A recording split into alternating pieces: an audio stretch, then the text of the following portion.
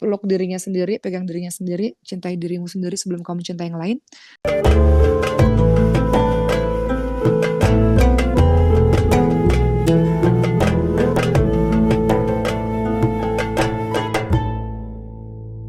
Perusak cinta itu yang pertama disebut syirik cinta. Apa itu syirik cinta?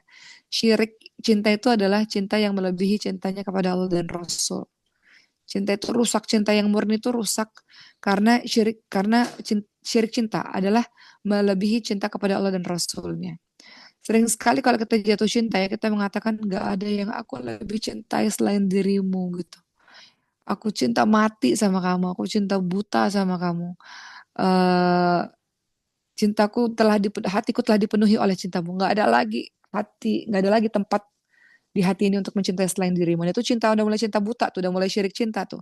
Artinya apa? Mereka lebih mencintai makhluk dibandingkan mencintai Allah. Biasanya orang-orang yang begini akan diuji dengan apa yang mereka cintai. Kalau kita contohnya ya, kita punya suami, kita cinta mati sama suami. Nanti Allah uji dari orang yang kita cintai itu. Kita cinta mati sama anak, apapun anak dulu, anak dulu. Maka Allah akan uji dari anak itu. Kita akan diuji oleh Allah dengan apa yang kita cintai banget. Makanya dalam surah Al-Baqarah 165, teman-teman lihat di situ Allah SWT berfirman, di antara manusia ada orang-orang yang menjadikan Allah sebagai tandingan-tandingannya. Siapa? Mereka yang mencintainya sebagaimana mereka mencintai Allah. Adapun orang-orang yang beriman amat besar cintanya kepada Allah SWT. Yang kita mau orang-orang beriman yang cintanya besar kepada Allah SWT. Atau teman-teman lihat dalam surah At-Taubah ayat 24. Ini warning supaya hatimu itu nggak dipenuhi oleh cinta mati, cinta buta pada makhluk yang bisa saja meninggalkanmu setiap saat. Mungkin Allah ambil, kan itu bukan punya kamu. Yang kamu anggap milikmu itu bukan punyamu. Suamimu, anak-anakmu, orang tuamu, yang kamu cinta mati-matian itu bukan punyamu, dia dipinjemin aja. Allah meminjamkan mereka untuk kamu. Jadi nggak berhak kita mencintai barang pinjaman, tapi kita nggak mencintai yang meminjamkan, yang memilikinya gitu. Dalam surat Taubah ayat 24 Allah SWT berfirman, jika bapak-bapak, anak-anak, saudara-saudara, istri-istri, kaum keluarga kalian, harta, perniagaan yang kalian khawatir kerugiannya, dan tempat tinggal yang kalian sukai, lebih kalian cintai daripada Allah dan Rasulnya, dan dari berjihad di jalannya, maka tunggulah sampai Allah mendatangkan azab, dan Allah nggak akan memberikan petunjuk bagi orang-orang yang fasik. Di sini peringatan dari Allah SWT, kamu cinta banget ya sama makhluk. Nanti diuji tuh dari situ. Kemarin-kemarin gara-gara cinta itu kamu lupa sih sama Allah SWT. Jadi diuji dengan apa? Kita cinta mati sama kekasih kita. Nanti diuji tuh. Entahlah patah hati, entahlah nggak jadi nikah lah, entahlah pengkhianatan lah, entahlah apalah. Mungkin sebab kamu terlalu mencintainya sampai kamu lupa menghadirkan Allah di sini. Kamu merasa dia milik kamu, jadi kalau terjadi apa-apa kamu nggak rela melepaskannya, nggak rela mengikhlaskannya. Karena Tuhan itu sudah mewarning di dalam Al-Quran. Jangan, kalau kamu mencintai mereka lebih dari kamu mencintai Allah dan Rasulnya, tunggu azab Allah akan Allah berikan kepada kamu. Sebagai peringatan dari Allah bahwa benar kamu cinta makhluk, iya. Tapi kamu lupa untuk mencintai siapa pencipta makhluk itu. Gitu ya. Jadi itu penyakit atau perusak cinta tuh pertama disebutnya syirik cinta, itu lebih mencintai Allah orang lain dibandingkan mencintai Allah dan Rasulnya. Kedua, zina, zina cinta.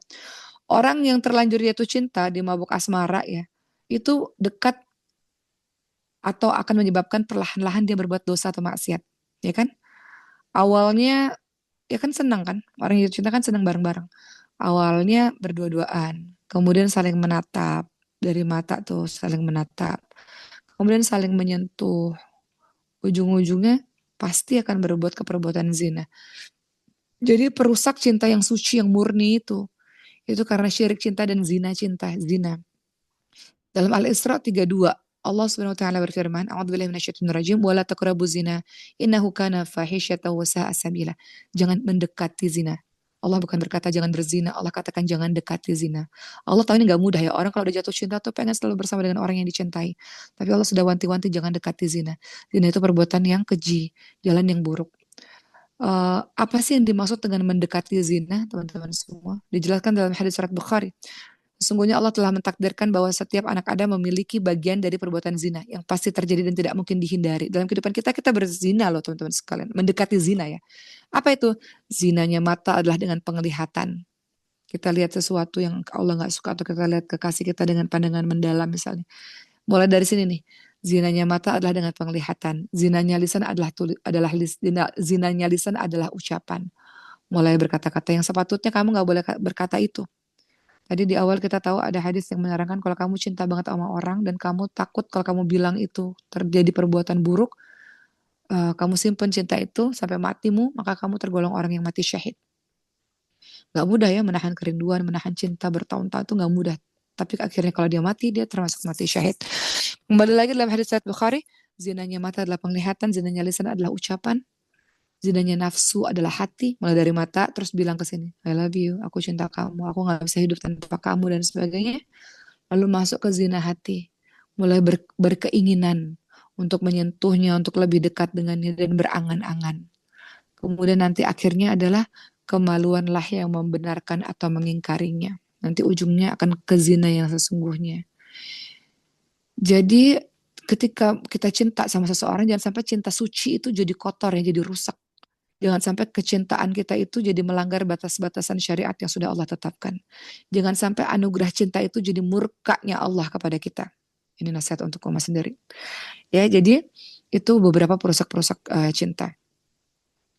Maka teman-teman semua ada terapi ya untuk menyembuhkan orang-orang yang terkena penyakit cinta. Nah sekarang kita udah mulai bahas, kalau tadi kita bahas pertama cinta itu seperti apa sih? Oh dia tuh murni ya. Dan cinta yang paling utama harus cinta kepada Allah dan Rasulnya ya. Ternyata cinta itu bisa rusak dengan adanya syirik cinta atau dengan adanya menduakan cinta ya. Lebih cinta makhluk daripada Allah dan zina. Tapi ada obatnya kok. Nah sekarang kita bahas tentang terapi untuk menyembuhkan penyakit cinta. Jadi ada virus hati ya. Cinta itu virus ya. Dan virus itu telah memakan banyak sekali korban gitu. Pernah dengar gak sih orang bunuh diri karena cinta, orang berantem karena cinta, orang depresi karena cinta. Pernah dengar gak kisah Laila Majnun? Pernah dengar kan bagaimana Majnun ya? Aslinya namanya Qais kalau nggak salah. Beliau tuh sangat tergila-gila dengan seorang Laila. Ya kan sangat tergila-gila. Dan si Majnun ini namanya Qais. Kenapa dijuluki Majnun? Karena gila karena cintanya gitu. Ketika Laila sang pujaan hati menikah dengan orang lain, Majnun ini atau si Qais ini merasa sangat terluka gitu, seperti nggak punya kehidupan lagi ketika mengetahui kekasihnya mencintai yang lain gitu. Dan pada akhirnya Laila meninggal dunia, kemudian Majnun datang ke kuburnya Laila dan memeluk kuburnya Laila dan mati di situ bersama-sama dengan kuburnya Laila. Ya sedahsyat itu cinta gitu. Bahkan diceritakan waktu Laila masih hidup dan tinggal di sebuah rumah bersama dengan suaminya, Majnun atau Qais ini datang untuk memeluk rumahnya Laila, memeluk dinding rumahnya Laila. Gitu, nggak dapat Lailanya, dia apapun yang berdekatan dengan Laila dia mencintainya gitu. Jadi ini disebut sebagai orang yang terkena penyakit cinta, penyakit cinta. Nah, orang-orang yang punya penyakit ini, penyakit cinta ini memerlukan penanganan khusus. Ada terapinya supaya dia nggak menggerogoti kesucian hatinya ya. Supaya dia bisa disembuhkan, supaya dia baik-baik aja dalam kehidupannya. Sebelum mau bahas tentang terapi orang-orang yang sedang sakit karena cinta ini, kita lihat dulu deh, ternyata di Quran itu ada loh orang-orang yang cinta buta ya. Pertama kisahnya Zulaikha atau Zulaikha yang sering teman-teman bilang ya, istrinya Firaun. Dalam surah Yusuf teman-teman baca. Dalam surah Yusuf, surah yang sangat panjang, itu cinta yang dahsyat luar biasa. Bagaimana secara singkat Zulaikha ini di istananya mengajak Yusuf alaihissalam ke dalam kamar. Zulaikha berhasrat, Yusuf alaihissalam berhasrat. Namun hasratnya beda. Zulaikha berhasrat ingin memiliki, ingin menyentuh Yusuf alaihissalam, dan Yusuf alaihissalam berhasrat tapi takut kepada Allah SWT. Hanya berhasrat dalam hati ya. Senang sama Zulaikha, senang. Tapi takut kepada Allah SWT. Zulaikha perempuan terhormat teman-teman semua. Perempuan terhormat, perempuan cantik. Cinta itu bisa menyerang semua orang. Bahkan kadang-kadang kita nggak nyangka, kok saya bisa jatuh cinta ya? Kok saya jadi menderita begini? Kok saya jadi rindu begini ya? Zulaikha nggak pernah minta cinta. Yang salah kalau kita mulai melakukannya di jalan-jalan yang melanggar batas-batas syariat Allah, itu yang salah. Tapi cinta itu sampai kapanpun nggak pernah salah dia. Tadi makanya di awal cinta kalau nggak dinyatakan, karena kita tahu ketika menyatakan akan timbul problem atau timbul masalah, timbul dosa, maka mati syahid. Jadi cinta itu nggak pernah salah. Zulaikha itu sangat mencintai Yusuf alaihissalam. Dan Yusuf alaihissalam senang juga, suka juga pada Zulaikha.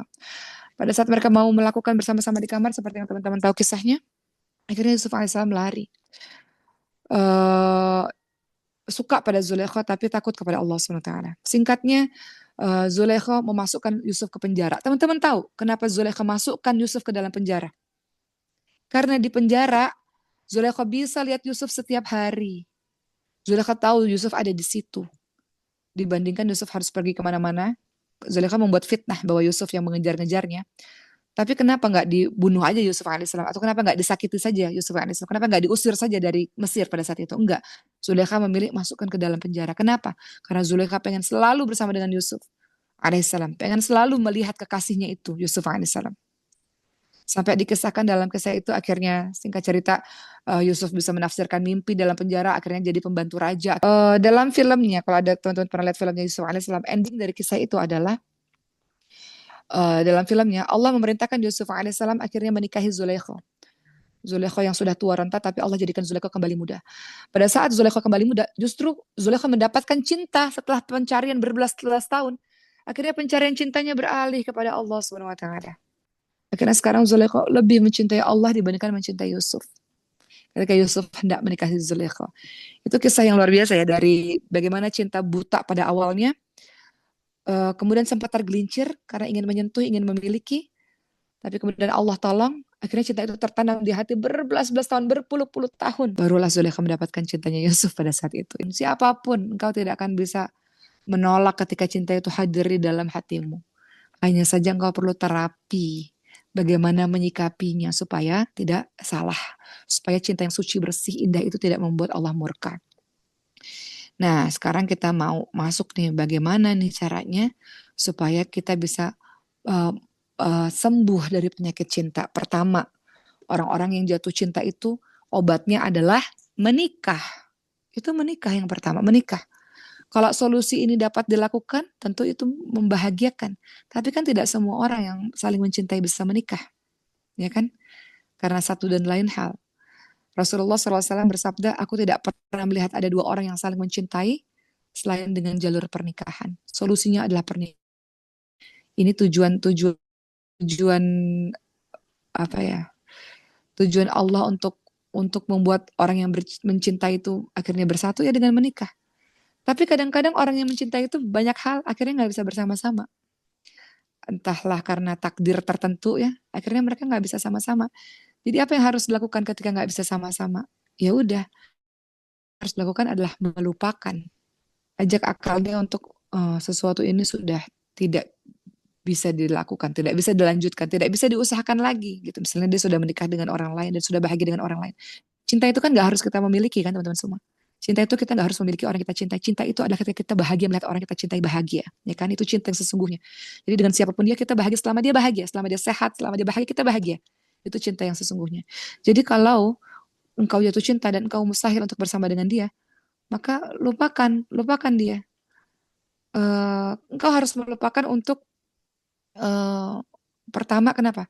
Karena engkau harus tahu bahwa kalau engkau terus bersikeras untuk memaksa cinta itu, bisa saja engkau akan berbuat maksiat dengannya. Cinta itu kan bukan merusak, cinta itu menyelamatkan. Jadi jangan sampai engkau cinta buta dan engkau akhirnya jadi merusak atau menodai cinta itu dengan zina dan sebagainya. Atau yang kedua, engkau harus menyayangi dirimu sendiri terlebih dahulu. Sampai kapan engkau menangis terus-menerus, memikirkan terus-menerus? Engkau punya kehidupan lain yang harus engkau lanjutkan. Kehidupan itu gitu. Ya, jadi gunakan akal pikirannya untuk tidak terlalu terbang berkhayal-khayal melayang jauh di sana gitu. Setelah engkau tahu bahwa sesuatu ini memang ada saatnya untuk ya udah nggak perlu diperjuangin lagi karena memang udah saatnya udah nggak bisa gitu. Jadi pikirin bahwa nggak bisa karena kalau diteruskan nanti akan menyakitkan. Kalau akan diteruskan nanti akan jatuh dalam perbuatan dosa. Jadi dilupakan, dihentikan. Cara dilupakan adalah pergi jauh. Secara tempat itu pergi jauh atau secara mata jangan lihat-lihat lagi sosmednya lah apanya. Berikutnya bagaimana caranya? Yang ketiga nih ya, supaya engkau terobati dalam jatuh cintamu itu dan ketika cintamu itu nggak kesampaian. Setelah tadi menikah, kemudian yang kedua tadi Uma bilang apa? Yang kedua tadi Uma bilang, oh, kalau memang nggak bisa, memang sudah nggak bisa, ya coba untuk melupakan. Ketiga, kalau sulit melupakan gimana? Ingat-ingat dia punya keburukan. Itu membantumu untuk mudah melupakan. Ingat-ingat apa sisi keburukan dari beliau, dari seseorang itu yang membuatmu menjauh daripadanya. Jadi keindahan-keindahan itu bisa diminimalisir dengan keburukan-keburukan. Untuk membantu kita, itu terapi untuk membantu kita untuk melupakannya. Eh, jadi kita bisa bisa mulai menggunakan logika gitu supaya kita nggak terlalu cinta buta atau cinta mati yang bisa membuat kita tersiksa. Karena jatuh cinta itu tersiksa loh, teman-teman nggak produktif, teman-teman nggak bisa ngafalin Quran, teman-teman nggak bisa kerja, teman-teman nggak bisa fokus. Ada orang yang patah hati 1 tahun nangis terus di kamar, ya nggak makan gitu. Kamu harus sayang dirimu sendiri sebelum kamu sayang sama orang lain gitu. Jadi kadang-kadang logikanya dipakai dulu. Jadi tadi yang mau bilang yang ketiga adalah ya udah kalau kamu nggak bisa lupain ingat-ingat keburukan-keburukannya dia punya keburukan kok untuk membantumu untuk bisa melupakannya. Kemudian yang terakhir tentu saja kamu minta kepada Allah SWT. Kamu mengadukan kepada Allah betapa luar biasanya perasaan yang kamu miliki dan kamu minta Allah agar menyembuhkan hatimu itu. Ya, seiring berjalannya waktu, seiring berjalannya waktu. Allah hadirkan orang yang mencintaimu dan kamu mencintainya, gitu. Jadi kalau kata orang cinta itu buta, ya memang itulah yang terjadi ya. Bahkan Quran saja membahas kisahnya Zulaikha kepada Yusuf alaihissalam. Tapi kalau cintanya sudah terbalut kepada cinta pada Allah lebih utama, seperti ending kisah Zulaikha tadi, maka nggak ada yang bisa mengganggu hati kita kepada Allah ya. Ketika kita sudah mencintai Allah dibandingkan dengan yang lain-lain. Jadi untuk teman-teman semua, solusi bagi kalian yang jatuh cinta menikah yang pertama, kalau nggak kata Allah kata Rasulullah, wahai kalian, barang siapa yang sudah mampu maka menikah, barang siapa yang belum mampu puasa. Jadi kalau kita belum mampu menikah puasa untuk menahan dirinya dari ketergelinciran zina, itu kata Rasulullah SAW. Kalau nggak bisa nikah, lupain, tinggalin orangnya, tinggalin sejauh-jauhnya, jauh dari tempat tinggalnya, menjauh dari kota tempat dia tinggal, dari tempat dia berada. Sebagaimana ada perkataan mengatakan sesuatu yang jauh dari pandangan mata akan jauh pula di hati. Jadi cari cara untuk melupakannya salah satunya adalah pergi ke tempat lain, menjauh ya, tidak berada dalam lingkaran kehidupannya. Ketiga tadi mau bilang apa, menjelekkan pujaan hatimu itu. Orang yang mabuk cinta itu pujaannya seolah-olah nggak punya salah sama sekali, yang tampak semuanya kebaikan-kebaikan, maka termasuk dari obat bagi hawa nafsu yang sedang mabuk cinta adalah membayangkan kejelekan orang-orang yang dia cintai. Ibnu Mas'ud radhiyallahu anhu pernah berkata, jika kalian kagum terhadap seseorang, maka ingatlah hal-hal buruk yang ada pada dirinya. Kemudian yang keempat, engkau meninggalkan keharaman, ya meninggalkan maksiat. Cinta buta itu akhirnya membuat kita melakukan hal-hal yang terlarang, ya. Maka gunakan logikanya supaya kita nggak meninggalkan, supaya kita nggak melakukan hal-hal yang haram. Ya, kemudian berikutnya adalah terakhir yang ingin Umar sampaikan pada teman-teman semua. Yang kelima, banyak berdoa kepada Allah SWT. Bagi seorang mukmin, doa adalah senjata ampuh, obat dari segala macam penyakit, solusi dari berbagai macam persoalan. Teman-teman lihat dalam surah Al-Baqarah 186 kata Allah, A'udzubillahi minasyaitonirrajim, wa idza sa'alaka 'ibadi 'anni fa inni qariba ujibu da'watad da'i idza da'an falyastajibu li wal yu'minu bi la'allahum yarshudun. Kata Allah, kalau ada hamba yang bertanya kepadamu tentang aku, kata Allah SWT, maka jawablah bahwa aku itu sangat dekat dan aku mengabulkan permohonan orang yang berdoa apabila dia mohon berdoa kepadaku. Jadi doa kepada Allah SWT, Allah yang memiliki hatimu dan Allah yang akan menyembuhkan hatimu, Allah yang akan membolak-balikkan hatimu. Doain yang indah-indah yang baik-baik untuk pujaan hatimu itu, dan kau berdoa untuk dirimu sendiri untuk mengikhlaskan, untuk tenang dalam hidup, dan akhirnya Allah berikan yang terbaik untuk dirimu. Begitu ya teman-teman semua. Jadi sabar atas ujian-ujian cinta. Penyakit cinta itu memang butuh kesabaran ekstra ya. Dan ingat bahwa pertolongan Allah selalu datang bagi orang yang sabar. Berat, pahit iya. Namun kadang-kadang kau harus rasakan itu penyakit cinta itu supaya engkau bisa lebih tinggi derajat di sisi Allah SWT. Dan ingat penyakit cinta itu butuh kesungguhan untuk mengobatinya. Sungguh-sungguh untuk mengobatinya. Ya, dan kau akan sembuh insya Allah. Ini hanya perjalanan kehidupan yang harus engkau lalui. Begitu teman-teman semua. Jadi kita sudah bahas hari ini tentang obat orang-orang yang jatuh cinta. Tetap terus berjalan, jangan stuck, jangan berhenti, nangis boleh, sedih boleh kalau lagi nggak baik-baik aja. Tapi peluk dirinya sendiri, pegang dirinya sendiri, cintai dirimu sendiri sebelum kamu mencintai yang lain. dan cintai Allah lebih. Selama ini kan kau sibuk. Kalau kita cinta sama makhluk, kita sibuk loh. Kita nggak ingat Allah, kita sibuk. Kita sibuk dengan perasaan kita sibuk dengan kerinduan kita sibuk dengan mengingat-ingat dia, kita sibuk ingin selalu ketemu sama dia, sibuk. Coba ada ruang dikosongin sedikit untuk tenang gitu. Tenang supaya bisa balik lagi sama Allah SWT.